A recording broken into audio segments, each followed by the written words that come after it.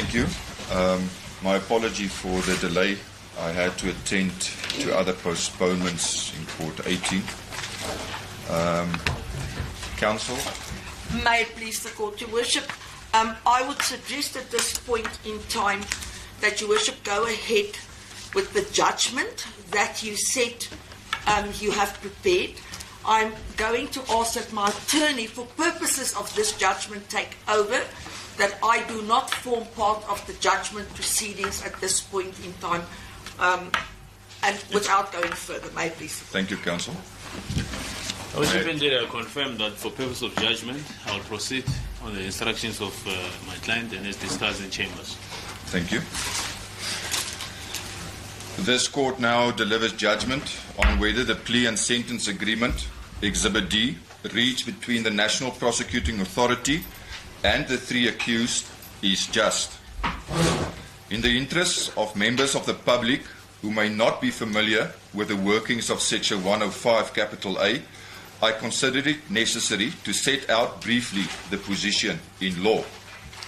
On 25 March 2026, on 25 June 2026, when these proceedings commenced before this Court, accused 1, 2, and 3 conceded to the commission of several offences. The accused and the National Prosecuting Authority regard a certain sentence that they agreed upon as just in the circumstances, which sentence will come into effect if this Court finds it to be just. If the Court finds the agreed sentence to be just, I will convict accused 1, 2, and 3 and impose the sentence agreed upon between the parties. Should the Court find that the agreed sentence is not just, it will neither convict the accused nor impose the agreed sentence. In such an event, the Court may indicate to the parties a sentence which it considers just in the circumstances. The parties may then either accept or reject the sentence so determined by court. Should they accept it, the Court will proceed to convict the accused and impose that sentence. If either party declines such sentence, the proceedings will stop, no conviction will follow, and the matter will be referred to another court to commence de novo for the purpose of trial. Section 105A of the Criminal Procedure Act governs a distinct procedure in terms of which the National Prosecuting Authority and an accused agree that the accused will plead guilty to specific charges with a specific sentence to follow. The purpose and key objectives of a plea and sentence agreement are to secure a lighter and more predictable sentence than what a court might impose upon conviction after trial. The process further eliminates the risk to the accused of being convicted of more charges or on more serious charges. It avoids drawn-out, time-consuming litigation, thereby saving legal costs and conserving state resources.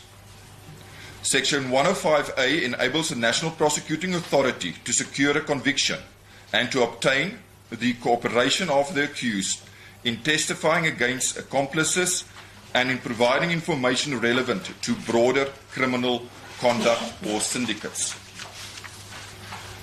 A successful plea and sentence agreement ensures that justice is served promptly and without years of delay. Members of society is surely aware of Stalingrad tactics that so often play out in our courts. The Oxford English Dictionary defines just as, and I quote, morally right and fair, appropriate or deserved, close quote. It appears that when considering whether a proposed sentence is just, there is indeed some scope for weighing up the circumstances of the accused, the interests of society, and the seriousness of the offences. Accused 1 is 50 years old. At the time of the commission of the offences, he was 48 years of age. He is married and the father of minor children, although none of those children is born from his current marriage. He is not a primary caregiver. On this matter, the accused has been in custody for approximately 3 months. The accused is not a first offender. None of the personal circumstances of accused 1 disclosed strikes me as substantially mitigating.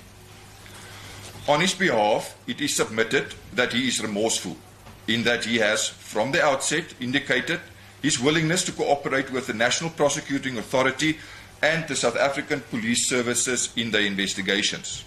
In doing so, he already provided valuable information and evidence that will assist the prosecuting authority in investigating and prosecuting high-ranking officials involved, allegedly so, in criminal conduct. Accused 2 and 3 are both juristic entities represented by accused 1. The plea and sentence agreement disclosed little information as to the current status of accused 2 and 3 as legal entities. The admitted and agreed facts relating to the charge of fraud reveal accused 1 to be the mastermind behind the commission of that offence.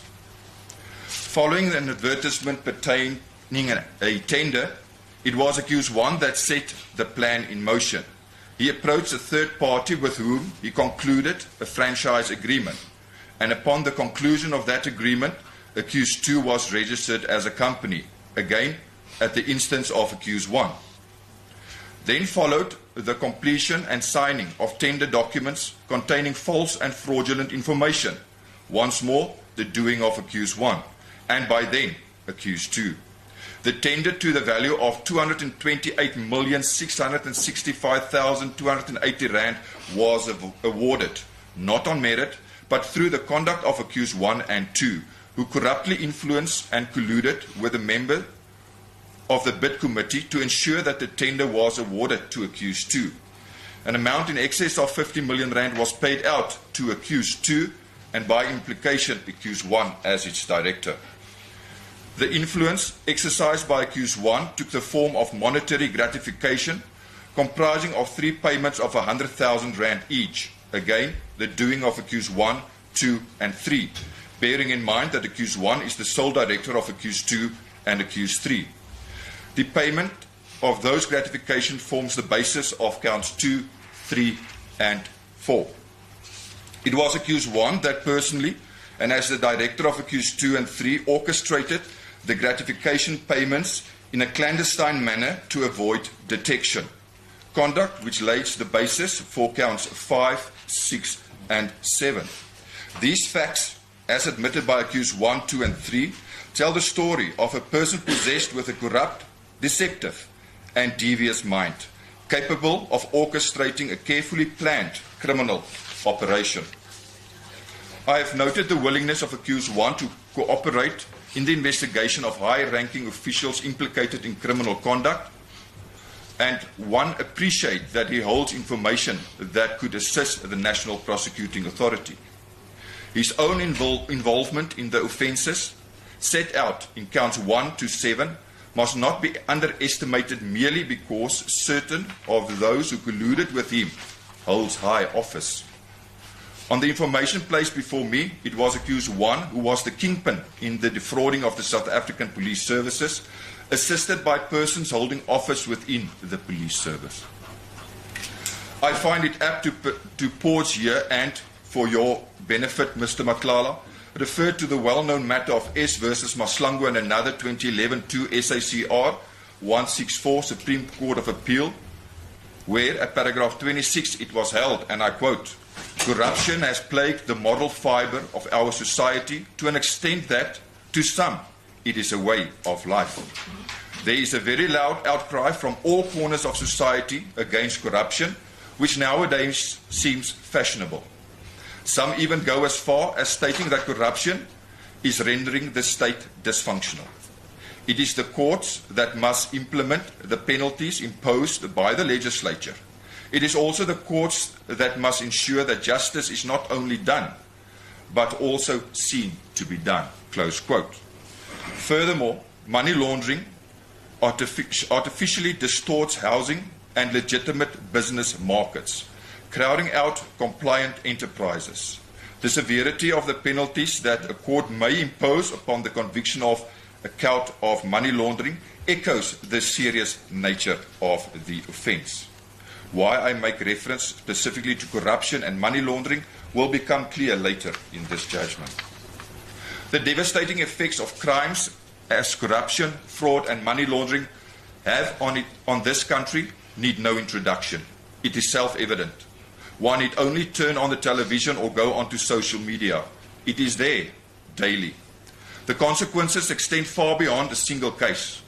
Corruption has robbed South Africans of economic growth, jobs, functioning public services and public trust. It has contributed directly to failing infrastructures, collapsing institutions and widespread poverty. The courts must do everything justifiable to stem the tide. It is submitted on behalf of Accused 1 that he is remorseful because Accused 1 entered into a plea and sentence agreement with the National Prosecuting Authority, which is set to reflect the accused's remorse and, as your legal representative put it, your partial rehabilitation. You are willing to assist the National Prosecuting Authority with information and evidence to pursue high-ranking officials involved in criminal conduct. Whether an offender is sincerely remorseful and not merely sorry for himself at having been caught is a question of fact. Before I can find that the Accused 1 is genuinely remorseful, which may be a mitigating factor, substantial in nature, I must have a proper appreciation of, amongst other things, what motivated Accused 1 to commit the deeds, what has since provoked Accused 1's change of heart, and whether Accused 1 truly appreciates the consequences of his actions. These offences were committed out of greed and for no other reason. While it is submitted on behalf of Accused 1 that he, from the outset, came forward of his own accord to assist and disclose information relevant to other people involved in criminal conduct, he did so after being requisitioned to appear in this matter, as he was already in custody on another unrelated matter. Accused willingness to cooperate with the authorities followed only after his arrest and upon realizing the authorities were onto him. I am not persuaded that Accused 1 and by implication Accused 2 and 3 have genuine remorse, which of necessity involves a true appreciation of one's moral guilt. I view the accused's willingness to assist the authorities as a bargaining tool aimed at securing a more lenient sentence. Conduct which become a neutral factor since it falls squarely within the objectives of Section 105A of these proceedings.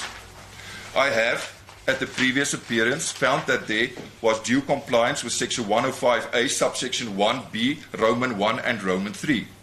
This provision has as its objective victim participation in a plea bargain process. It lends legitimacy and credibility to the process.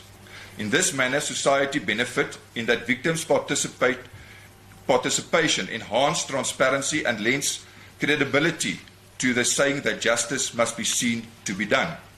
Exhibit C is an affidavit by Charity Matlala Matlo, a Major General in the South African Police Service appointed as the Chief Risk Manager of the South African Police Services. Her views and submissions are documented and I have noted and considered them. This is perhaps an appropriate moment to return to the purpose and objectives of a plea and sentence agreement. By endorsing the agreement as just, the court will avoid drawn-out, time-consuming litigation. The agreement will assist the National Prosecuting Authority in pursuing high-ranking officials allegedly involved in criminal conduct. Yet, from the address by Advocate Manilal and upon my perusal of Exhibit D, I do not get the impression that the National Prosecuting Authority is in limbo and without evidence against any other individuals involved in the tender fraud, corruption and money laundering. It rather appears that the cooperation of Accused 1 would merely assist the authorities in its pursuit of justice and that this pursuit does not depend entirely upon Accused 1's cooperation. The reliance by the National Prosecuting Authority on Accused 1's cooperation is a material factor in moving the National Prosecuting Authority in agreeing to the sentence documented in Exhibit D. I must emphasize in this regard that the duty to investigate and prosecute those who corrupt the institution of state rests upon the South African Police Service and the National Prosecuting Authority and not upon the accused. It remains their responsibility to conduct thorough and independent investigations and to assemble the evidence required to bring offenders to book. The fact that accused 1 holds evidence against high-ranking officials cannot come at the cost of justice. His cooperation may assist the state, but it cannot be permitted to replace the state's own diligent efforts, nor may accused 1's cooperation be used to purchase a sentence that fails to reflect his own criminality. The conditions of suspension agreed between the parties are unique in its nature when it comes to plea and sentence agreements. It is aimed to give effect to the purpose and objectives of plea and sentence agreements. On this aspect, the following of note. The conditions of suspension agreed upon between the parties are not timeless. The Criminal Procedure Act limits the period that the condition of suspension may run, which period is a maximum of 5 years. Therefore, as important as the cooperation of accused 1 may be to the National Prosecuting Authority, the latter may be challenged in the form of delays. Upon the lapse of 5-year period, the conditions of suspension may no longer be enforced. Advocate Manilal indicated to court that he has permission to enter into this plea and sentence agreement, I quote, at the highest level, close quote, within the NPA. He further, on more than one instance in his address, submitted that the court must see the bigger picture. In doing so, and with due regard to the agreed sentence, the NPA by implication invites members of society and the justice system to trust the National Prosecuting Authority to successfully pursue other alleged culprits relevant to the matter before court.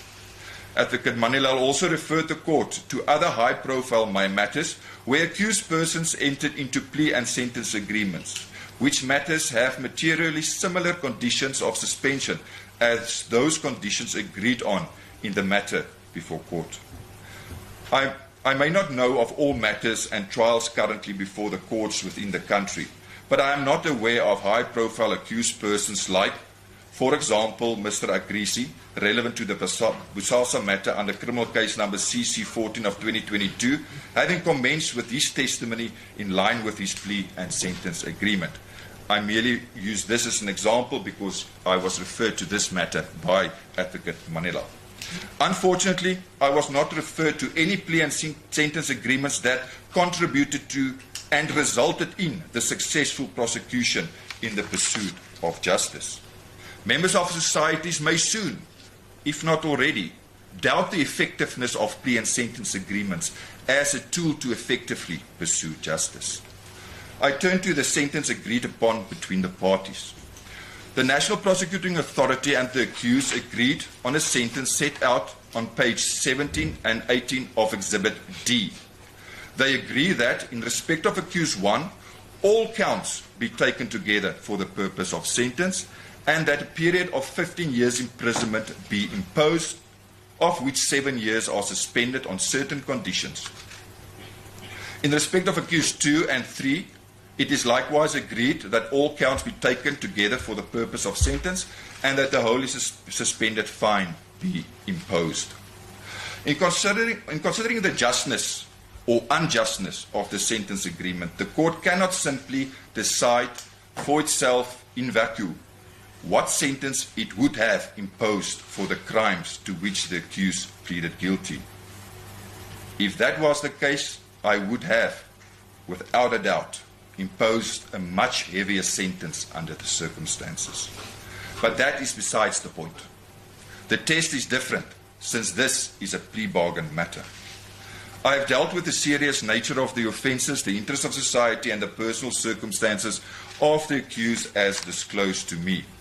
In terms of Section 105, capital A, subsection 9A, for the reasons stated, I find that by taking all counts together for the purpose of sentence, a sentence of 15 years imprisonment, of which 7 years are suspended, resulting in an effective period of 8 years incarceration, is not just. I remain mindful of the objectives of Section 105A proceedings. However, the emphasis placed on the accused's cooperation in pursuit of other alleged criminals is extreme.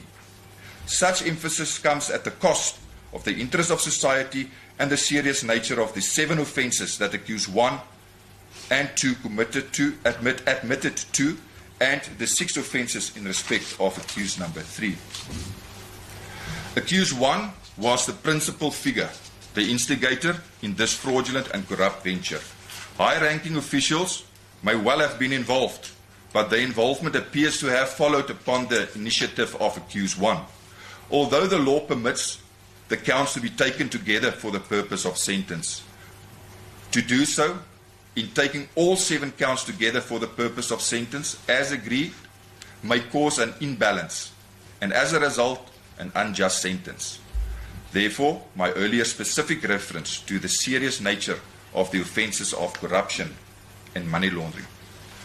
The National Prosecuting Authority and the accused set out circumstances they view as substantial and compelling, which may move the court to consider a sentence outside those preferred under minimum sentence legislation. These are recorded in Exhibit D, paragraph G, on page 16. Section 105A, subsection 7B, Roman 2 of the Criminal Procedure Act requires that the court must have due regard to prescribed minimum sentences governed by Act 105 of 1997, even at considering whether a plea and sentence agreement is just. On the count of fraud, a period of 15 years imprisonment is ordained. I have duly considered the submissions by the National Prosecuting Authority and the accused, and in applying the principle laid down in S v. Malgas 2002-2 SA 1222 Supreme Court of Appeal, I find that where minimum sentence legislation applies, substantial and compelling circumstances do exist. The record will reflect these circumstances as those referred to in Exhibit D. Though I have rejected accused 1's willingness to assist the authorities as a sign of remorse, I do acknowledge the fact that accused 1 is cooperating in the ongoing investigation and agreed to participate and cooperate in future ventures by the National Prosecuting Authority to bring other alleged criminals to book. I am therefore satisfied that the prescribed minimum sentence relevant to count number 1, that of 15 years imprisonment, may be departed from. Limited information pertaining accused 2 and 3's financial position, whether they are still active companies or dormant, etc., was put before me. The court largely relied on the agreed sentence between the parties with due regard to the earlier mentioned factors and circumstances.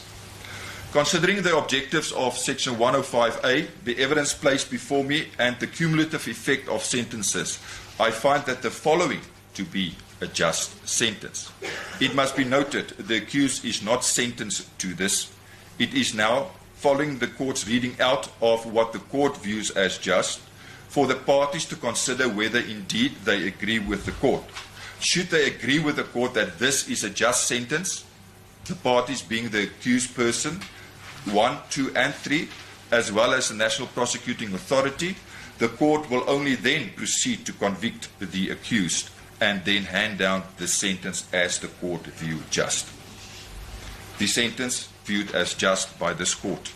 Accused 1, count 1, that of fraud, 15 years imprisonment, of which 7 years are suspended for a period of 5 years on condition that 1. The accused does not commit the offence of fraud, theft, corruption in contravention of Section 3 or 4 of the Prevention and Combating of Corrupt Activities Act 12 of 2004, or money laundering in contravention of Section 4, 5, or 6 of the Prevention of Organised Crime Act 121 of 1998 during the period of suspension. The next condition, or the accused at any time upon the request of the state will depose of a statement or statements under oath and testify at all future criminal matters in which he is implicated directly or indirectly, or as the director of accused 2 or accused 3 during the period of suspension. The next condition, or the accused must testify frankly and honestly without withholding any testimony about his involvement in any other person's involvement in all such criminal matters, even where such testimony implicates him in the commission of criminal offences as envisaged by Section 204 of the Criminal Procedure Act during the period of suspension. Or the accused may not refuse to testify in future proceedings or retract any of his formal statements to the investigators during the period of suspension. Or the accused may not leave the Republic of South Africa during the period of suspension. Accused 1, counts 2, 3, and 4, those of corruption. The 3 counts are taken together for the purpose of sentence, and the accused 1 is sentenced to 10 years imprisonment, of which 8 years are to run concurrent with the sentence imposed on count number 1. Counts 5, 6, and 7, money laundering, in respect of accused 1, these counts are taken together for the purpose of sentence. 10 years imprisonment, of which 8 years are to run concurrent with the sentence imposed on count number 1. The net result is a period of 12 years imprisonment. In terms of section 1031 of Act 60 of 2000, the accused 1 remains unfit to possess a firearm. Accused 2, on count number 1, that of fraud, a fine of 1 million rand, wholly suspended for a period of 5 years on condition that the accused is not convicted of fraud or theft committed during the period of suspension. Accused 2, on count 2, 3, and 4, that of corruption. These counts are taken together for purpose of sentence. A fine of 500,000 rand, wholly suspended for a period of 5 years on condition that accused 2 is not convicted of corruption in contravention of section 3 or 4 of the Prevention of Combating of Corrupt Activities Act 12 of 2004, committed during the period of suspension. In respect of accused 2, counts 5, 6, and 7, that of money laundering, they are taken together for the purpose of sentence. A fine of 500,000 rand, wholly suspended for a period of 5 years on condition that the accused is not convicted of money laundering in contravention of section 4, 5, or 6 of the Prevention of Organised Crime Act 121 of 1998, committed during the period of suspension. In respect of accused number 3, counts 2, 3, and 4 of corruption, it is taken together for the purposes of sentence, and accused 3 is fined to 500,000 rand, wholly suspended for a period of 5 years on condition that accused 3 is not convicted of corruption in contravention of section 3 or 4 of the Prevention of Combating of Corrupt Activities Act 12 of 2004, committed during the period of suspension. In respect of accused 3, counts 5, 6, and 7, that of money laundering, these counts are taken together for the purpose of sentence. Accused 3 is sentenced to a fine of 500,000 rand, wholly suspended for a period of 5 years on condition that the accused is not convicted of money laundering in contravention of section 4 or 5 or 6 of the Prevention of Organised Crime Act 121 of 1998, committed during the period of suspension. That is the sentence the court views just. The parties will now be handed each a copy of this sentence the court views just for them to consider. I will have a short adjournment. You can give me indication if you need more time to consider same, or whether you are in a position then today to have the matter finalized. There's the copy for the state and the copy for the defense. Shall we have, you will give me indication? Indeed, so Your Worship, obviously we'll seek to consult with the accused person in view of the sentence that the court has just read out. It's obviously not what was anticipated in terms of our agreement, so we will need an opportunity. I'm just not sure because the court indicated that it has another role, the court's availability to accommodate us, or if perhaps I take quick instructions now from the accused, whether we seek more time or will be able to deal with it or roll it over to another day for him to consider what has now been imposed. Can I just have a minute? Can I give you 30 minutes to consider this? And if you are ready with your instructions prior to the 30 minutes, you can just give me indication, I can come back to court. Escort, please. Thank you. Court adjourned.